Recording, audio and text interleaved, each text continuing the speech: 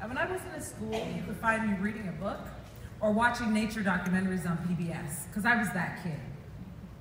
I went to public school in Brooklyn, New York, in schools that today might be considered failing schools, but I had amazing teachers.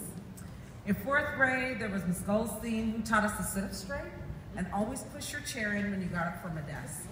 There was Mr. Geshwa in 5th grade, who never told you your answer was wrong. He always asked you to think about it a little bit differently or give him something else. In 6th grade, Miss Ellenberger let us buy pretzel sticks for a nickel, and we got to eat them in class while she read us Charlie and the Chocolate Factory out loud. There was a middle-aged guy in 7th grade who had us read Claude Brown and Richard Wright and Langston Hughes, because even though he was a Caucasian man, he knew that those were authors Black kids should know about.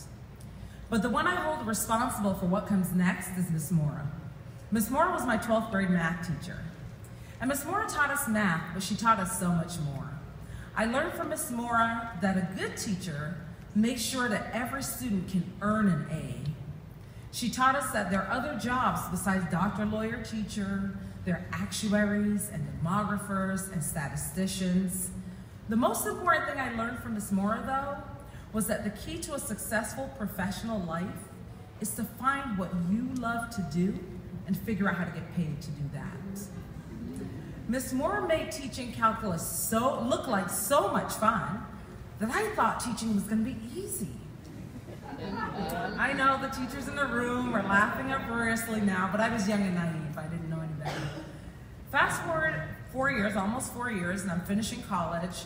I know I want to be a doctor. Sorry, Miss Mora. But I'm burnt out learning. So I want to find a job that has an element of service, pays reasonably well, and is easy. Oh, teaching. Teach for America was a new organization that was recruiting on campus.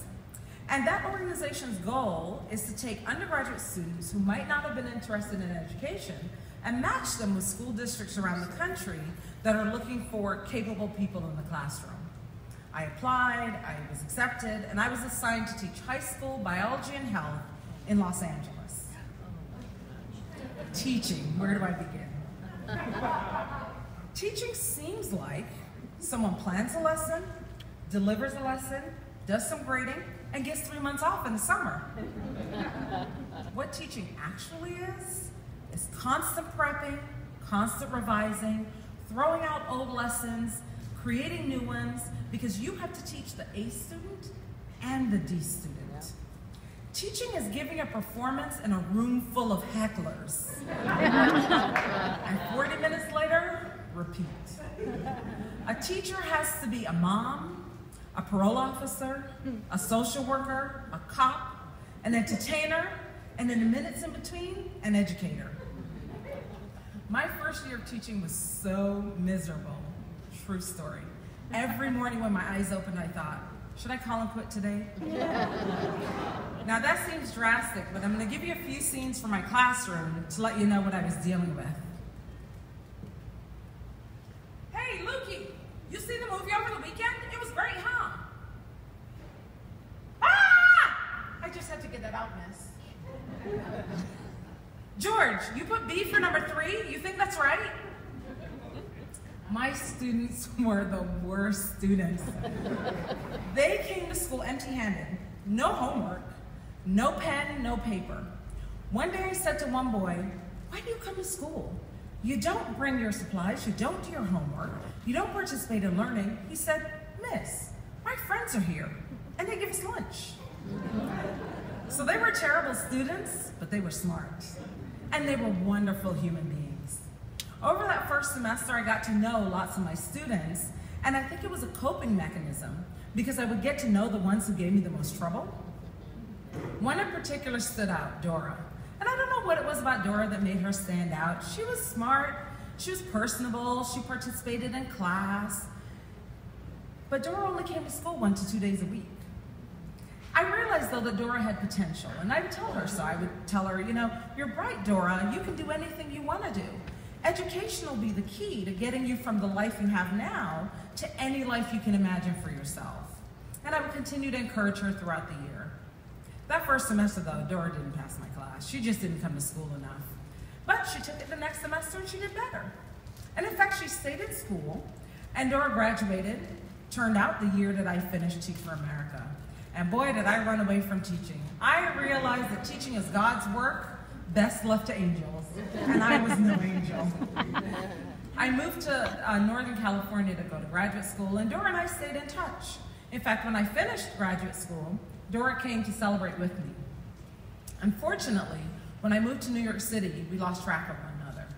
And over the years that followed, I went to medical school, and then I moved to Boston to residency, and then I moved here to Arizona. In those same years, social media was invented. And one day, I got a friend request from Dora.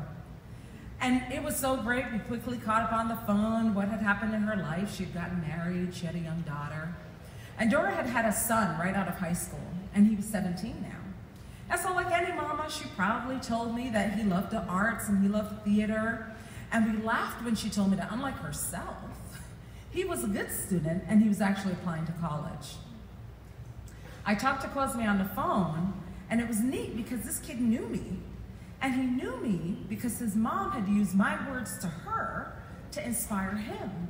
She had told him how smart he was and how capable, and that education was the key to getting from the life he had to any life he could imagine for himself. A few short weeks later, Dora and I drove Cosme to move into his dorm at University of California at Riverside. And it was a pretty neat moment because I got to be the really cool, really young grandma. And in one moment, when I was embarrassing Cosme by introducing him to some young women down the hallway, as grandmas would do, I had a TV moment. You know that moment where the characters are in a scene, and the scene freezes, and there's a flashback to the past. And I flashed back to all my teachers, and to Miss Mora, whose great example, maybe bad example, led me down this garden path to the hardest job I had ever had, but also to this amazing moment that I was experiencing. And like any good TV character, I also had some revelations. And the revelations were two. One was, if you find yourself in a classroom and things are going great and dynamic, and it's so interesting and you're learning a lot, it's not because it's easy. What you're experiencing is the result of lots of hard work, many hours of preparation, and lots of talent. And the second revelation was, when you're facing down your room full of hecklers, whether they be in your classroom or in your household, and it feels like your message just is not getting through, hang on, don't give up, because the rewards will come, and they will be worth it, but it may take a generation. Thank you.